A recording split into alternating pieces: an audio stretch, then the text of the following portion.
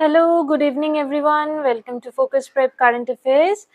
How are you all today? I hope your preparation is going well. Now, before starting today's session, I have an announcement for you. Okay? So this is the daily MCQ along with answer. This is a PDF that we have launched. Okay. Here in this PDF, we have compiled all the most important MCQs that can be formed from the daily current affairs. Okay. Along with the answers it is given. Okay. This PDF you can download from our Telegram channel. We will upload it in our Telegram channel. The link of the Telegram channel Focus Prep Current Affairs is given in the comment section. Okay. So go to the comments, click on the link and join this channel to avail this PDF along with the daily current affairs PDF. Okay. So this was the announcement that we have started this regular MCQ PDF as well, which have both question and answer. Okay. Now I have one question. I would like you to answer this in the comments. Let me know please that whether or not you want the daily current affairs sessions like we are doing it every day. That is, we will cover all the concepts. We will do an in-depth study from the daily current affairs PDF, or do you want me to make videos on this MCQ PDF? So do you want me to make videos by solving these MCQs regularly, and while solving I will give you the background of the current affairs. So do you want to solve MCQs in this YouTube videos, or do you want me to take a proper class like I take every day? So just let me know. If we see that maximum of you wants to just go through this MCQ sessions in the videos, then we will conduct the MCQ sessions only. And if you want to do an in-depth study like we do every day, then we will conduct the classes as we do. Okay, both will not be possible. Please don't say both. Okay, so either I can take a class or by solving all the MCQs, or you can just go through all the in-depth studies. Okay. Okay, so now let's start with the daily current affairs. This PDF is also available in the Telegram channel. Okay, if you think you're benefiting from our classes every day, please subscribe to our YouTube channel and share it with your friends as well. Okay, so now let's start with the most important current affairs of 13th of November. Okay, we will discuss all the important static GKs as well and all the important concepts and terms. Okay, now the first one. India-Russia collaboration to jointly manufacture Pantsir air defense system. So recently, India and Russia, they have signed an agreement for this air defense missile gun system. Okay, so between India and Russia, this Pantsir air defense system will be manufactured. Okay, this is an agreement to jointly manufacture this system. Okay, from the Indian side, the Bharat Dynamics Limited (BDL) they will represent India in manufacturing this. Okay, so this name of BDL, you have to remember that BDL is going to manufacture this from Indian side. Okay. Now, what are the key components? The Pantsir system will include a missile launcher, okay, radar truck, and a command post. So these three things will comprise in the Pantsir system. So you have to remember that Pantsir, it is a air defense system. Okay, it is a defense system. Okay, remember this point. And who is manufacturing it from Indian side? Bharat Dynamics Limited. Okay. Now let's see the next current affairs. IIT Madras and ISRO collaborate to establish a center of excellence for what? For fluid and thermal sciences. So IIT Madras and ISRO, they have collaborated for this. Okay, a center of excellence will be established for the researches in the fluid and thermal sciences. Okay. Now, this research, it will address the thermal management challenges in spacecraft and launch vehicles. So, this is again a science tech related your current affairs. Okay, so why is this research center being set up? To look into the thermal management challenges that that is faced in spacecraft and launch vehicles. Okay. Now, ISRO, some static GK points about ISRO is very important. ISRO is the organization for space over here in India, right? So, it is very, very important. ISRO, it was initially established as INCOSPAR on 15th of August 1969 by the efforts of Vikram Sarabhai. This name of Vikram Sarabhai is very, very important. Okay, he is kind of the father of space sciences here. Okay, so under him, this ISRO was established. It was established by the name of INCOSPAR on 15th of August 1969. This year and date again important. Okay. Headquarter, where is ISRO's headquarter located? It's in Bengaluru in Karnataka, right? So this headquarter again is important. The administrative department, the ISRO, it operates under the Department of Science under Government of India. Okay, it is a part of Government of India. It's a government agency. And who is the current chairman? Is Somnath. This name also very important, very much in news. So S. Somnath. Okay. Now let's see the next current affairs. India achieves sixth rank in the global patent filings for 2023. So these patents, for the IPOs, this India has ranked sixth in the global patent filings. Okay. Now this patent filings, this ranking, it is for the year 2023. Remember, this is for 2023. Okay. Now India has filed around 64,480 patents in 2023, which represents around a 15.7% increase, which means around a 16% increase, almost a 16% increase from previous year. Okay. Asia continues to lead the global patent landscape, making up to around 69% of the global filings. Okay. And who takes care of these filings? The WIPO, World Intellectual Property Organization. Okay.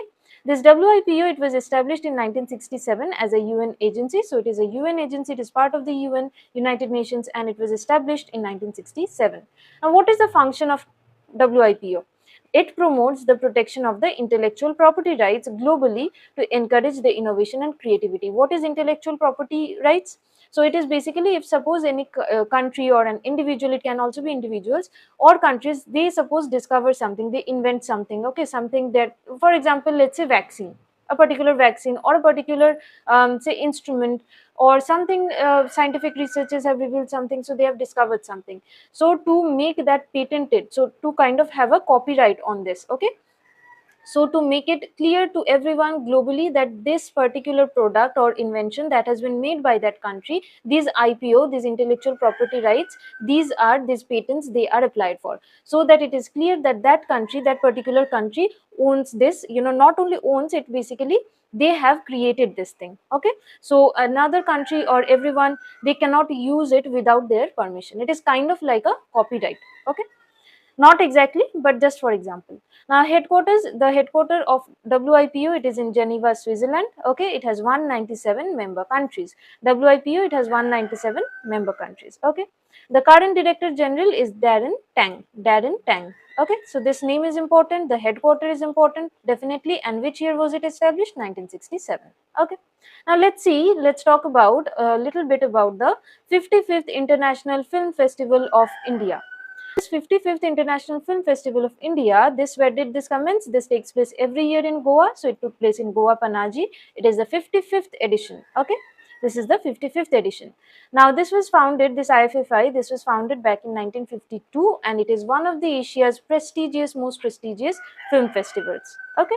Now Goa, it has been the festival's permanent venue since 2004. Okay. The organizers here, which ministry organizes this? The Ministry of Information and Broadcasting in collaboration with the Entertainment Society of Goa.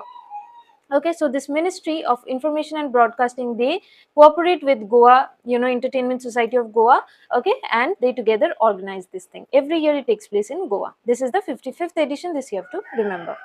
IFFI is accredited by the International Federation of Film Producers Association. Okay, so under their accreditation, under them, this IFFI comes. Okay, the management is the National Film Development Corporation. They manage this. Okay. Now, more important for you is to understand and remember this theme. The year 2024 had the theme Young Filmmakers, the Future is Now. Okay, so the Young Filmmakers, Future is Now. This is the theme for this year. This you have to remember. And a very important point, a new award category has been introduced in this IFFI 2024. Okay, and this new award is for the best debut director for Indian feature film. Okay, so best debut means the first time when they are starting, right? The first time a director has directed any film, for them the best debut director of Indian feature film. This is a new category that has been added. You have to remember this category. Okay. This year's IFFI, okay, so IFFI 2024, this honors 4 Indian cinema icons. Raj Kapoor, you all know the name of Raj Kapoor, right? Tapan Sinha is very famous as well. And Akkineni Nageswara Rao and Muhammad Rafi. These 4 legendary cinema icons, they are being honored for this year. Okay, so these names is important for this year. Okay.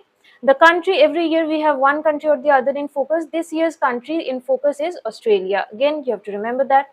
Australian filmmaker Philip Noyce, okay, he will receive the Satyajit Ray Lifetime Achievement Award. So who will receive it? Philip Noyce, and who is from which country? He is from Australia. Okay. Philip Noyce's work, what has he worked in? He is known for his films like Clear and Present Danger, Salt, and Rabbit Proof Fence. So these are some of the films, okay, that he is famous for. Philip Noyce, remember this name Philip Noyce, and that he is getting the Lifetime Achievement Award, Satyajit Ray Lifetime Achievement Award, okay. Now this year in IFFI, Better Man, this movie, this film, feature film Better Man by Michael Gracie, it will have its premiere. Okay, in Asia it will be premiered for the first time, and this will be the opening film. Okay, the starting film, the film that will be shown in the beginning. So the opening film will be Better Man by Michael Gracie. Okay, and the opening film from the Indian side, the Indian panorama, section, that will open with a Hindi film, Swatantra Veer Savarkar. Okay, it is in Hindi. It's a Hindi language film directed by Randeep Hooda. Okay, so this is from the Indian section, Swatantra Veer Savarkar. This you have to remember who have directed it, Randeep Hooda. Okay, this will be the opening film. And from the non-feature section, the opening film will be Ghar Jaisa Kuch, which is a Ladakhi film. Okay, Ghar Jaisa Kuch is a Ladakhi film. Okay, now let's look at the next current affairs. Diclyopetra polymorpha, India's newly discovered fire-resilient dual-blooming plant. So this is a very unique kind of plant. This has been discovered. Okay, so this name you have to remember. If you cannot remember, just remember polymorpha. Okay, Diclyopetra polymorpha. It is a new fire-resilient flowering plant which has been discovered where in the northern Western Ghats of India. So Western Ghats, it's a UNESCO heritage site as well, right? For its diversity. Now, in the northern section of this Western Ghat, this new fire resilient flowering plant has been discovered. What is more important for you to remember is where it has been discovered. Okay, more than the name, just know the name so that you can identify from the options. Or if the question asks that where this particular plant have been discovered, then know that it is in the Western Ghats. Okay. Now, what is a unique feature about this? This particular flowering plant, it blooms twice a year. Okay, first it blooms after the monsoon and then after the grassland fires. Now, a unique feature of this plant is that it thrives in the fire-prone grassland slopes. Okay, so where the grasslands they catch fire, so they are fire resilient. These species, they are pyrophytic species. Pyrophytic species means species which are which have some adaptation capabilities to fire. They are resilient to fire. They do not easily catch fire and get destroyed. Okay, so they grow in this fire-prone grassland slopes. Okay. So that is a unique feature of this plant. Okay, and also it has a unique inflorescence. So in all aspects, this particular species it's very unique. Okay, it is the only Indian plant that is known to have a spiked inflorescence where flowers grow in a spike-like formation. Okay, spiked means in a spike-like formation the flowers they grow. Okay, so again another unique feature. And its close relatives are in Africa. Okay, it is closest botanical relatives, they are located in Africa. So in India, this kind of species, discovering this kind of species, it's a big discovery. Okay, now let's go to the next current affairs.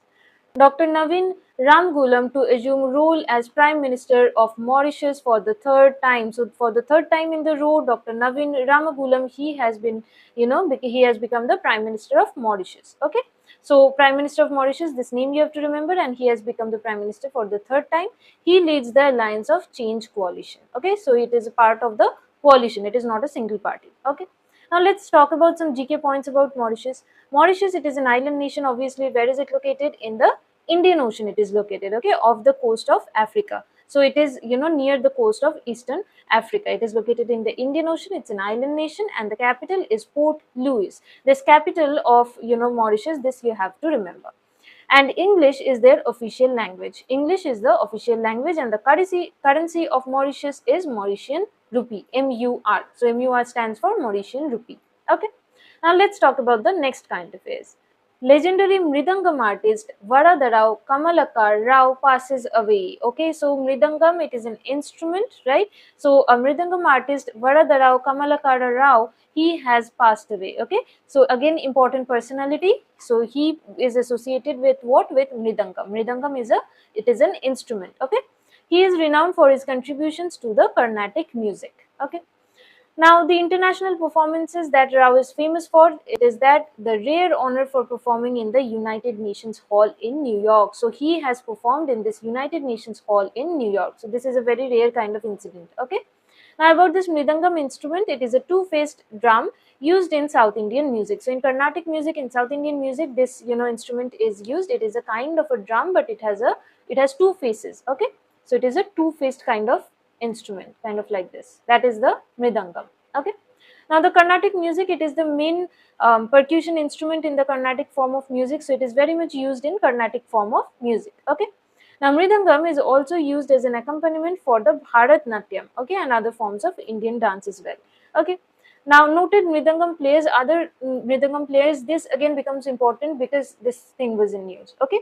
So Ramnand V. Raghavan, P. Mani Iyer and Anantha R. Krishnan. So these three names now becomes important for you to remember because this Mridangam, this instrument, this was in news. So these three names is important for your GK section, not for your current affairs, but from the GK section it can be asked. Maybe a name will be given and it will be asked that which instrument they play. Okay, so remember these three names. Okay. Now let's talk about Uttarakhand's very unique festival. It's called Igas Bagwal. Okay, so Igas Bagwal, it is Uttarakhand's unique festival that Uttarakhand celebrates. Okay, this festival is also called Buri Diwali or the Har Bodhani Ekadashi. Okay, now it is celebrated precisely after 11 days of Diwali. We celebrated Diwali, now after 11 days will pass. Igas Bagwal, this will be celebrated in Uttarakhand. It is a festival of Uttarakhand. Okay. Now this day, okay, the day when Igas Bagwal is celebrated, it is considered to be the end of the resting period, 4-month resting period of Vishnu, which is considered to be, very auspicious, very holy in this state. So this day is celebrated as Igas Bagwal. Okay. Now about Bhailo. What is Bhailo? It is a tradition, okay, it is a unique custom, a unique tradition of this Igas Bagwal festival. It is called Bhailo, which is a torch play, okay. So this is again unique to Uttarakhand, okay. What happens in this, particular Bhailo, this custom is that a lot of torches, they are lit and they are swung overhead in circles, okay. It is believed to invoke the blessings of goddess Lakshmi. So remember this term Bhailo, if you see it, where does this, where is it associated with? It is associated with Uttarakhand, the festival of Igas Bagwal, okay, Uttarakhand, remember this, okay. Now why these torches are lit? It is, there is a belief, okay, there is a symbolism behind everything.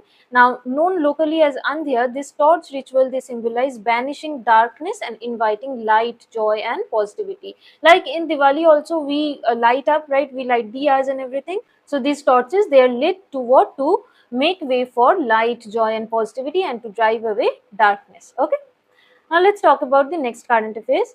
India conducts its first of its kind space exercise Antariksha Abhyas 2024. Okay, so Antariksha Abhyas 2024, it is a space exercise that has been conducted by the Defence Space Agency of India. Okay, this exercise, it will simulate and address the growing threats to space-based assets. Okay, so for that this has taken place. This is a first of its kind exercise taken place done by India. Okay, the Defence Space Agency, they have organized this. So let's talk about this Defence Space Agency a little bit. Now this is an integral tri-service agency of the Indian Armed Force. Okay, so Defence Space Agency, it is a agency under the Indian Armed Force. Okay. Now DSA, it is tasked with operating the space warfare and satellite intelligence. Okay.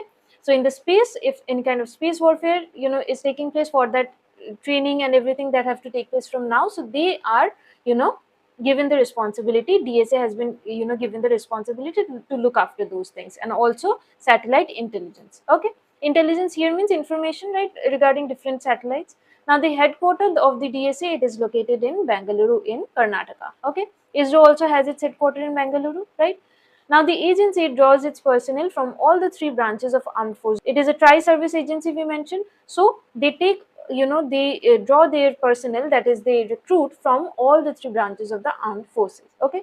Now previously India has conducted its first simulated space warfare exercise in 2019 called the INT-SpaceX. Okay, so the first simulated space warfare, simulated again means to mimic, right.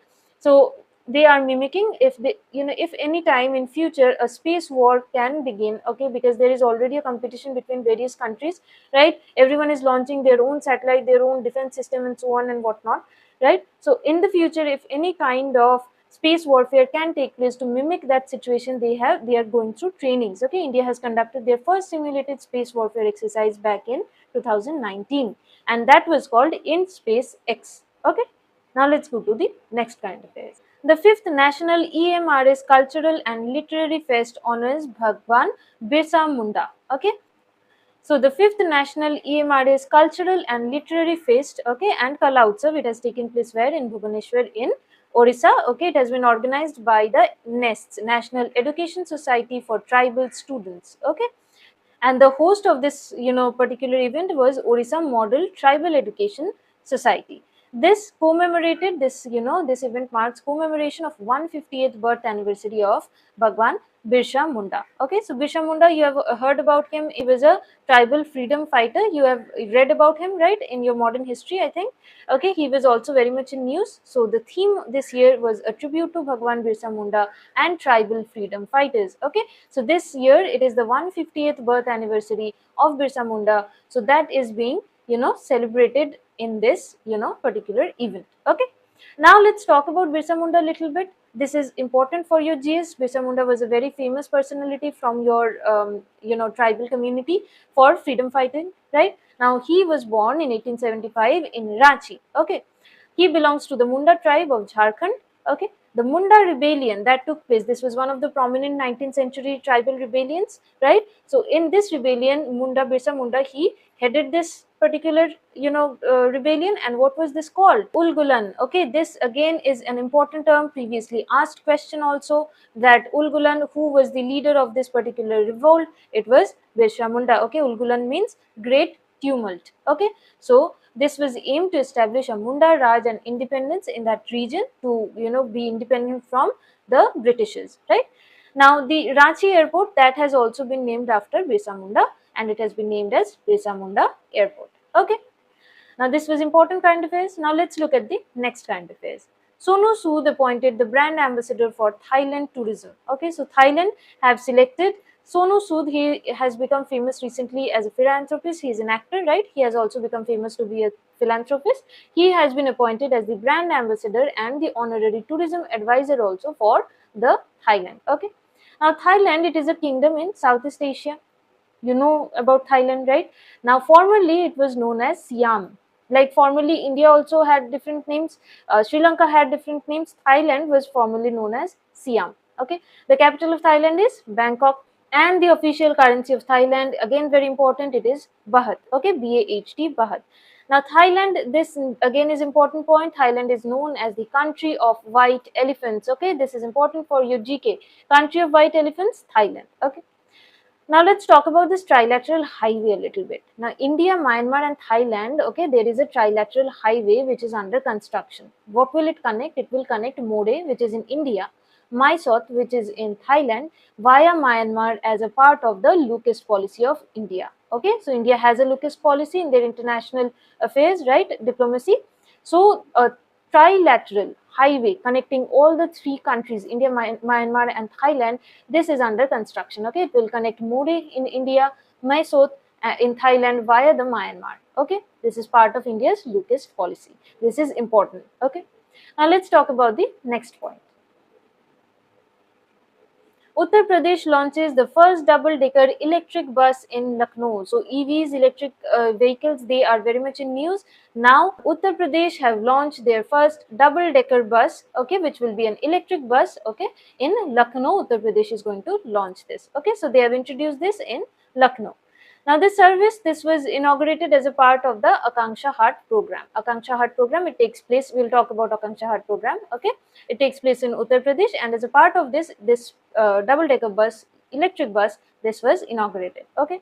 Now Maharashtra was among the first states to introduce double-decker electric buses. So Maharashtra has already previously done this, okay. Now this Akanksha Heart program, this aims to empower women entrepreneurs and self-help groups, okay, by providing them a platform to showcase their products and talent. So Heart, what is Heart? It is a market, right? So this Akanksha Heart, this takes place, okay, this program, this was aimed to empower women entrepreneurs, women businesses and self-help groups to, this gives them a platform to showcase whatever they are, the products that they have, made, okay, and their talents. So in this Akanksha Heart only, this double-decker electric bus, this was inaugurated, okay. So that is all the important current affairs today. So just comment and let me know if you have any doubts or anything, okay. And one thing I would like to tell you over here also, that yesterday someone commented in the comment section, I think, about introducing pictures in the PDFs of the daily current affairs. Now about that, I would like to tell you just one thing. I don't know if that will be possible at the moment, but I will tell you one thing, that our brain, okay, it doesn't work like that. You think that giving a picture, it will help you recall the informations quickly. That doesn't happen. What happens is that our brain, they catch this visual cues very easily. Okay, so whenever there is an image, or say there is a video, okay, this kind of audio visual cues our brain remembers very well. They remember it more than any written kind of information. Okay, so what will happen even if they introduce this image, okay, what will happen is that in the exam, when you see a particular question, you will quickly be able to recall the image that was given. As soon as you see that particular question, whatever image that was given in the PDF, you'll be able to recall that. But whatever was written, the vital information, the actual information that you need for answering the question, that will be difficult for you to recall. This is what happens with images, okay, or with even with videos. Okay, so these kind of images and everything, we can add it to make it more like appealing, but that will not help you in memorizing the actual facts. Okay, so I don't know if in this particular format that we are giving the current affairs, whether or not it will be possible to give an image that the team will look into, but this is something that I know, so I shared it with you. Okay, so that is all the things that we had to discuss today. Thank you, everyone.